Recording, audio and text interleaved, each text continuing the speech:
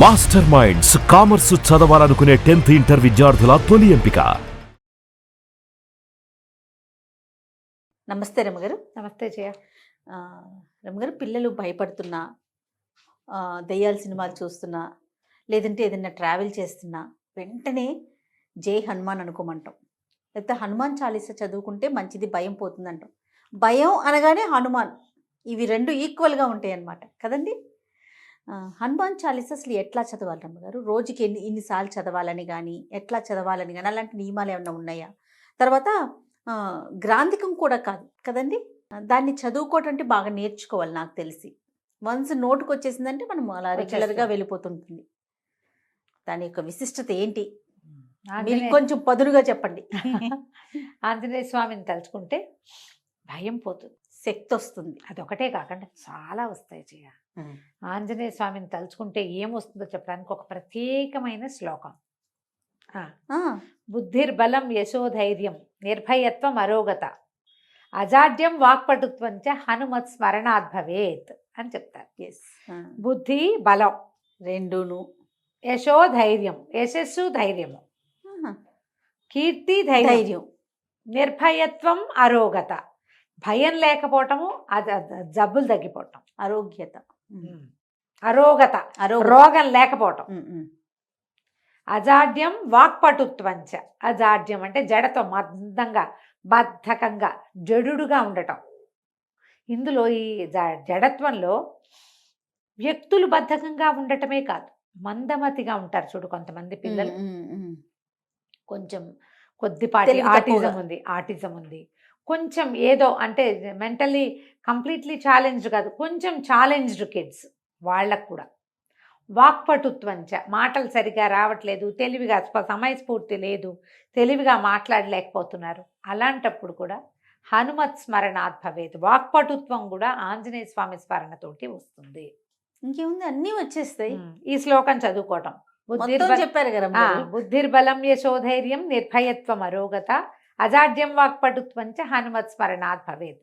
ఇందులో అర్థం కాని విషయం ఉందా? నీకు అర్థమైంది నేను చెప్పకుండా. అవునవును కదా, క్లియర్గా ఉంది. ఇప్పుడు ఆంజనేయ స్వామిని తలుచుకుంటే భయం పోతుంది, ఒకటే కాదు కదా, బుద్ధి బలము యశస్సు ధైర్యము కీర్తి సమస్తం వస్తాయి, జబ్బులు తగ్గిపోతాయి, వాక్పటుత్వం వస్తుంది. రామాయణంలో ఆంజనేయ స్వామి మనకి ఎంటర్ అయింది ఎప్పటి నుంచి? కిష్కింధకాండలో కనపడతారు. ముందు రామాయణంలో ఎక్కడా ఉండదు, బాలకాండలో లేదు, ప్రస్తావన ఉంది. బాలకాండలో బ్రహ్మదేవుడు దేవతలందరికీ చెప్పారు, సెలవిచ్చారు, భగవంతుడు సంపూర్ణ మానవావతారుడుగా జన్మించబోతున్నాడు, అతను చేయబోయే మహత్కార్యాలకి మనమందరం కూడా మనం ఎంతో కొంత సహాయం చేద్దాం అని చెప్పి, మనము అందరం మీరందరూ కూడా దేవతలందరూ మీరంతా కలిసి మీ శక్తులతోటి వానరులకి జన్మనివ్వండి, అప్సరసల యందు గంధర్వాంగనల యందు వానరులకి జన్మనివ్వండి అని చెప్పారు. కాదు రమ్మగారు, వాళ్ళు అసలు పిల్లల్ని కనలేరు, దేవతలకి పిల్లలు పుట్టరు కదా, అంటే భార్యల వల్ల సంతానం లేదు వాళ్ళకి. ఇప్పుడు భార్యల వల్ల సంతానం కదా, ఇది అప్సరోగణానికి తర్వాత గంధర్వ స్త్రీల ఎందుకు అన్నారు ఈ పిల్లల్ని, ఒక్కొక్కళ్ళు ఒక్కొక్క చోట వాళ్ళ అంశాలు. ఇది డైరెక్ట్ గా సంతానం అని చెప్పడానికి వీల్లాగా కాదు, బయలాజికల్ కిడ్స్ గా చెప్పడానికి వీల్లేదు, వాళ్ళ అంశస్వరూపాలు. ఇప్పుడు వాయుసుతుడు ఆంజనేయుడు, ఈయన బయలాజికల్ గా వాయువు కుమారుడు కాదు, ఈయన కేసరి నందనుడు. కేసరి భార్య అయిన అంజనాదేవికి వాయుదేవుని వరప్రసాదం వల్ల పుట్టినవాడు, అంతేగాని బయలాజికల్ గా వాయుదేవుడికి అంజనాదేవికి పుట్టినవాడని చెప్పబడదు, అలా జరగల. ఈ దేవతలందరూ మీరు సంతానాన్ని కలగండి కనండి అని చెప్పినప్పుడు ఆంజనేయ స్వామి మాట వచ్చింది బాలకాండలో.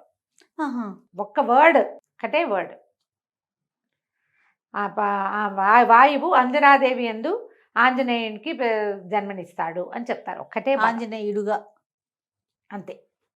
అక్కడి నుంచి అయోధ్యకాండ ఉంది, అరణ్యకాండ ఉంది, ఎక్కడ లేరు. పూర్తిగా సీతాపహరణం జరిగిన తర్వాత రామలక్ష్మణులు ఇద్దరు సీతా ఏమంటారు అన్వేషణలో భాగంగా ఈ కిష్కింధ నగరం వైపుకి వచ్చారు. ఋషిముఖ పర్వతం దగ్గరికి వచ్చాకే మనకు ఆంజనేయ స్వామి ఎంటర్ అవుతాడు. ఆ హనుమంతుడు అప్పుడు ఎంటర్ అయిన వీళ్ళకి చిన్నతనం నుంచి స్నేహము, చిన్నప్పుడే కలిసింది ఏమీ లేదు. ఈయనకి 36-37 సంవత్సరాలు వచ్చినాయి రాముల వారికి. మరి ఆయనతో పాటే పుడితే వాళ్ళందరికీ కూడా అదే వయసు ఉండాలి కదా, ఆయనతో పాటో ముందో వెనకగానో పుట్టారు. అప్పుడు పరిచయం, అక్కడి నుంచి వారిద్దరికి స్నేహము, ఆపేక్ష, భక్తి, దాస్యము అలాంటివి వచ్చినాయి. అప్పుడు మొదలైనాయి. అయితే ఇప్పుడు ఈ సమయంలో ఎంటర్ అయిన ఆంజనేయ స్వామి భగవంతుడైన శ్రీరాముడికి, పరిపూర్ణ మానవావతారుడుగా ఉన్నటువంటి భగవంతుడికి అత్యంత ఆనందాన్ని కలిగించాడు. మొదటిది సీతను వెతికాడు. దానికంటే ముందు ఈయనతోటి స్నేహం కలిపాడు, సుగ్రీవుడితోటి స్నేహం కలిపాడు. వాళ్ళ మైత్రి మరింత ప్రబలం అవడానికి కారణమయ్యాడు. సీతాన్వేషణ చేయాలని బాగా ప్రబోధం చేసుకున్నారు ఒకళ్ళకొకళ్ళు. అక్కడి నుంచి సీతాన్ని అన్వేషించడానికి తలా ఒక గుంపు, తలా ఒక పక్కకి వెళ్తే వీళ్ళు ఈ ఋష్యమూక నుంచి, కిష్కింధ నుంచి దిగువకి ప్రయాణించి సముద్ర తీరాన్ని చేరారు. దక్షిణ సముద్రం వైపుకు ప్రయాణం చేశారు. అక్కడ చాలా రకాలుగా తెలుసుకుని ఆయనకి అపరిమితమైన బల సంపన్నుడైనప్పటికీ శక్తి తెలియకుండా తెలివిగలవాడుగానే ఉన్నాడు, కానీ బలశాలిగా అప్పటిదాకా ప్రదర్శన లేదు ఆంజనేయ స్వామి పట్ల. ఈయన అత్యంత బలశాలి అని, ఈయనకి ఇలాంటి శక్తి ఉందని, ఏదైనా చేయగలడని అప్పుడే చెప్పబడింది. కిష్కింధకాండ చివరి భాగంలో, సుందరకాండ మొదటి భాగంలో. అప్పుడు ఈయన ఏం చేశాడు, తన శరీరాన్ని పెంచి సముద్ర లంఘనం చేశాడు. సీతని ఎక్కడుందో సీతాదేవిని చూసొచ్చాడు. సీత కోసం ప్రయత్నం చేస్తూ రావణాసురుడి కంటపడ్డాడు, లంకా దహనం చేశాడు. మేము యుద్ధానికి వస్తున్నామని చెప్పొచ్చాడు. చూసి రమ్మంటే కాల్చొచ్చాడు. వెనక్కి వచ్చి సీతని చూశానని, ఇదిగో ఉంగరం అని చేతిలో పెట్టాడు.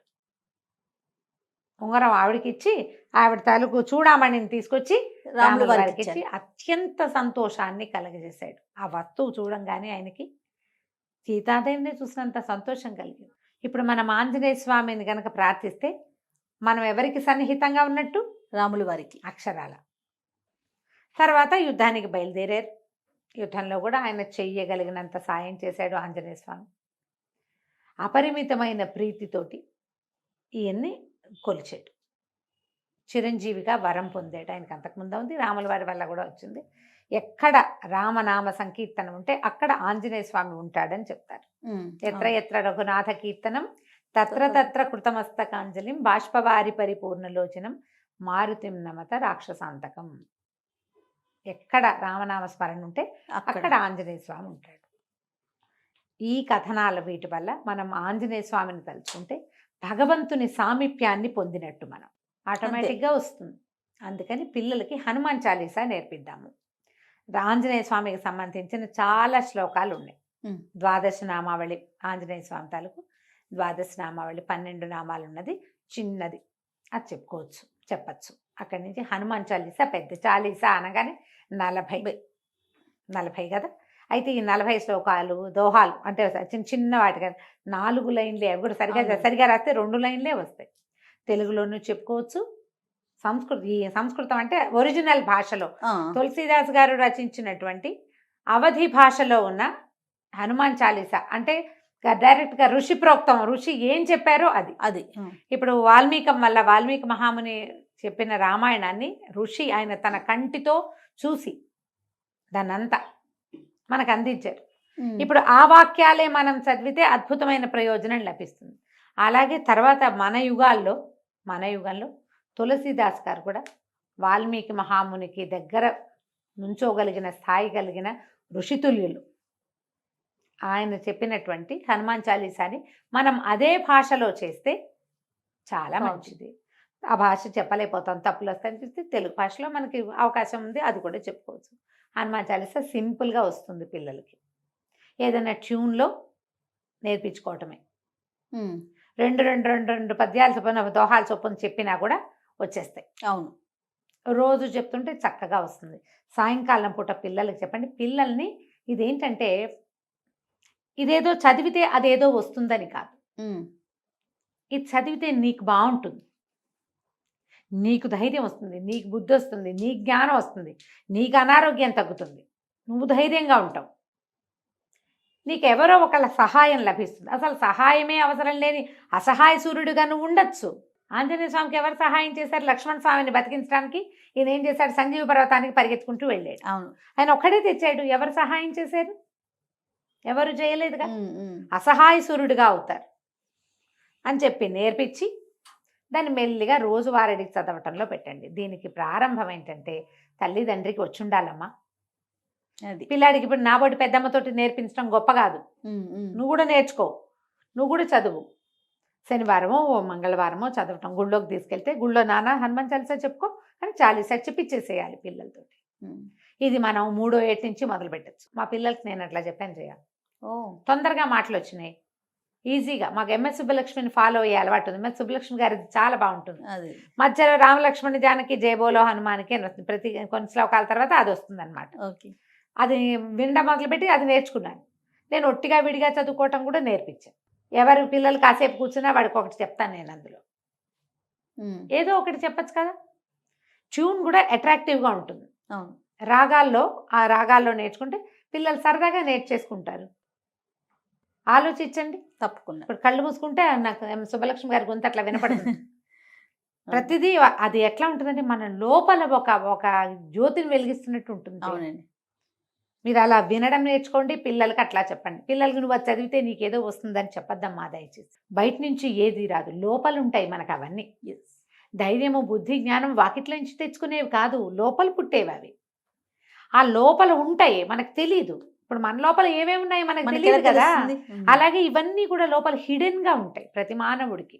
మనమందరం రాముడు లాంటి జన్మ కలిగిన వాళ్ళమే. ఆయన అవన్నిటిని మేల్కొల్పుకున్నాడు, కళ్యాణ గుణాలని. మనం మేల్కొల్పుకోం అంతే. ఆ మేల్కొల్పుకి ఇది ఒక సాధనంగా ఉంటుందని గ్రహించుకోండి. తప్పకుండా. దీన్ని పూర్తిగా ఏమంటే మత సంబంధమైన వ్యవహారంగా తీసుకోవద్దు. అలా అనుకోవడానికి వీల్లేదు, అసలు అనుకోవద్దు. ఇది మనకు అవసరంగా భావించండి. ఆంజనేయ స్వామి చాలా తెలివైన మాట తీరున్నవాడు, అద్భుతమైన మాట. ఎక్కడ తెలివి తక్కువ మాటలు, పొరపాటు మాటలు అలాంటివి లేవు. చాలా ప్లాన్డ్గా తెలివిగా మాట్లాడే మనిషి ఆయన, వ్యక్తి. అవన్నీ వస్తాయి మనకి. అదే కదా, ఆయన బలశాలి, ఆయన ధైర్యశాలి, ఎన్నో అద్భుతమైన గుణాలు ఉన్నవాడు. అవన్నీ మనకు కూడా కావాలి. మనం ఇన్స్పిరేషన్గా తీసుకోమా వాళ్ళని వీళ్ళని అందరినీ. ఆంజనేయ స్వామి మన ఇన్స్పిరేషన్. బాగుంది. ఇలా ఇన్స్పైర్ అయ్యి కనుక మనం ఇన్స్పైర్ అయ్యి పిల్లలు కనుక నేర్పిస్తే చక్కగా ఉంటుంది, చాలా బాగుంటుంది. ట్రై చేసి చూడండి. ఇది కష్టమని మాత్రం అనుకోవద్దు. ఏదైనా ఒక మంచి పుస్తకం కొనుక్కోండి, ఏదైనా ట్యూన్ వినండి, దాంతోపాటు వెళ్ళండి. ఎంఎస్ సుబ్బలక్ష్మి గారిది నేను ఎప్పుడూ సమర్థిస్తాను, చాలా బాగుంటుంది. అది ఆన్ చేస్తే దాంతోపాటు 4-5 సార్లు వింటుంటే మనకే వచ్చేస్తుంది. అవునండి. మేము ఎప్పుడో చిన్నతనంలో నేర్చుకున్నదే ఆవిడ వినే నేర్చుకున్నాం. తర్వాత ఇంకా అలవాటు అయిపోయింది. విడిగా కూడా చదువుకోవచ్చు. అదే కాకుండా నోటికి వచ్చేస్తుంది కదా. ఎప్పుడు హనుమాన్ చాలీసా చదివినా తప్పకుండా రామనామ పారాయణం అలవాటు చేసుకోండి. శ్రీరామ జయ రామ జయ జయ రామ జయ శ్రీరామ అని 10 సార్లు చెప్పుకోవటం. ఎందుకంటే ఆంజనేయ స్వామిని పిలిచాం, అక్కడ రామనామం చదివితే ఆయన సంతోషిస్తాడు, ఆయనకి ఇష్టం. అందుకని తప్పకుండా రామనామాలు కూడా చెప్పుకోవటం మీరు నేర్చుకుని పిల్లలు కూడా నేర్పించుకోండి. తప్పకుండా అండి. నమస్తే. నమస్తే.